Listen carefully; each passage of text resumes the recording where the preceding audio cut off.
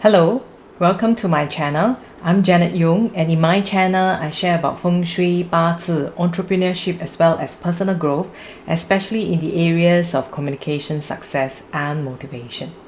In today's episode, I'll be sharing with you on the topic of doors under the 奇门遁甲 spiritual series. For the last few weeks, I've been sharing with you how you can align with your heart, your mind and your soul for manifesting with success for abundance. So in today's episode, I will share with you on how you can take action that is aligned towards your life purpose or your palace, which I share in the 奇门遁甲 series.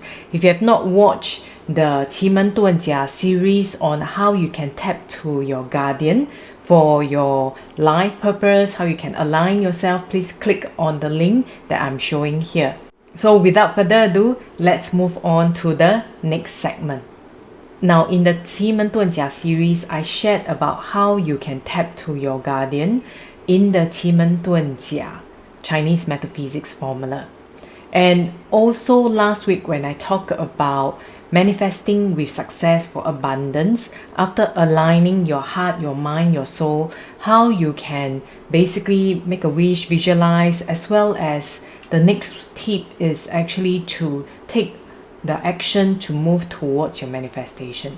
Now, how do you know what kind of action you should be taking? That's what I'm going to share with you in today's episode, where it is really about the doors in your destiny palace that will help you take action in terms of alignment towards your guardian in the destiny palace itself. The difference actually between the guardian and the door in the 奇门遁甲 formula is really, if you look at guardian, it is really like maybe a subconscious that you're trying to tap to from the universe, or it's something that you have grown up with, it's imprinted actually in your DNA on what will make you happy. And then look at the door in terms of taking the necessary actions in order to fulfill that particular destiny or going towards your life purpose itself. So let's start off with the first door. The first door is that of the open door. Open door really gives you the ability to open up people if it is within your destiny palace. And when we talk about open door, a lot of times we are talking about someone who's confident, who's a self-starter, but at times, like any other type of characteristics that we are trying to pinpoint here, and over excess of a positive characteristic can then also become negative. So the negative characteristics of an open door person would be maybe it's my way or the highway. They are a little bit stubborn, and then they also like to start many new things. So when they start the new things, it may also mean that they are not able to focus their energy, and therefore their energy becomes a little bit scattered.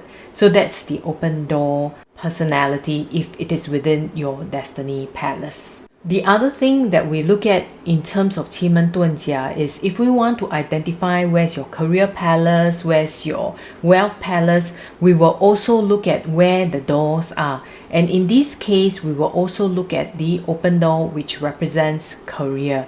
So when we look at 奇门遁甲, it's a few different perspectives. One of it is really to understand what the open door is for you if it is within your destiny palace.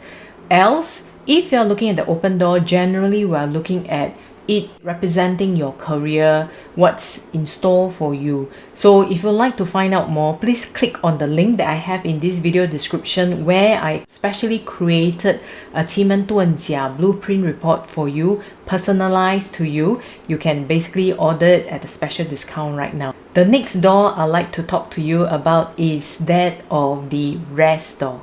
Now the rest door, as the name sounds, it's basically about resting, having that comfort, having that ease, and also healing.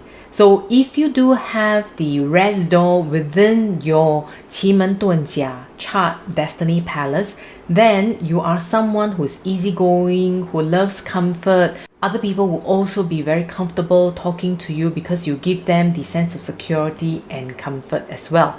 And for a person with the rest door within their destiny palace, it usually means that family is really important to you. And from a different perspective, if the rest door is not within your destiny palace, rest door then represents your family relationship and how you view it itself. The next door that I'd like to talk about is that of the life door. Now, as the name suggests, life means vibrancy, life means energetic. So anyone with the life door within their destiny palace would then be someone who is very energetic, who is very vibrant. They have the ability to inspire others, to uplift other people's energy. But again, with anything that is towards the positive, when there's over exuberance, then it becomes too energetic and therefore they become workaholics as well. So it's a fact about understanding yourself, having that awareness to manage yourself as well. Generally speaking, if the life door is not within your destiny palace, then the life door presents basically your wealth earning capacity, your ability to do business, whether you're for it or not for it. So similarly, if you'd like to find out more on what is your chart, get our personalized 奇门遁甲 blueprint report. The next door that I'd like to talk about for today is that of the harm door. Now the harm door, though it may sound a little bit scary, it actually means the ability to sell, to take action and be courageous. So if you do have the harm door within your chart, you have the natural tendency to be able to speak up, to be able to take courageous and brave action that other people will not be able to do, and you also have the ability to inspire other people to do so. So if you are taking the necessary action, most times it's about getting the good bargains, getting that particular win itself, then you will actually be happy while moving towards your life purpose, while tapping on your guardian in your destiny palace. I'd like to highlight here, when I talk about the doors, it is not whether one door is better than the other door. It is really more about your characteristics, just like what I talked about, whether is it your day master in terms of the 5 elements, or when I talked about the 10 奇门遁甲 guardians. There is no right and wrong. Why I'm sharing this is so that you are aware, have that self-awareness, understand the characteristics on the actions that you should be taking, on how you should be tapping on your guardian. So there's no right or wrong, no good or bad in 奇门遁甲 destiny, unlike that of forecasting. Now I've covered the 4 doors in 奇门遁甲 destiny door. So the first one is, like I mentioned earlier on, the open door, about opening people up, about starting new things if it's within your destiny palace, or if it is not, then it's really about what you should be doing in your career. The next one is what we call the rest door, about family, about having the ease and comfort if you do have it within your destiny chart. Then we have the life door, either for yourself in your destiny palace, meaning someone who is actually very energetic and vibrant, else it will be actually where you'll be looking out for your wealth capacity and how you'll be earning the money. Or do you prefer more towards working and creating a stable income, or you're someone who's willing to take risks and start something new and generating new business revenue and ideas?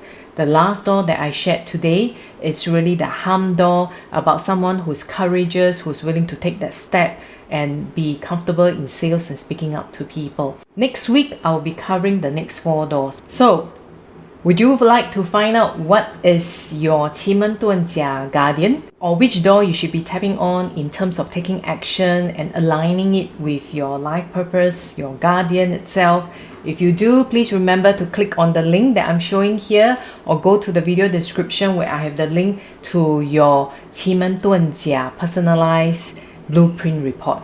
I'll see you next week. Goodbye.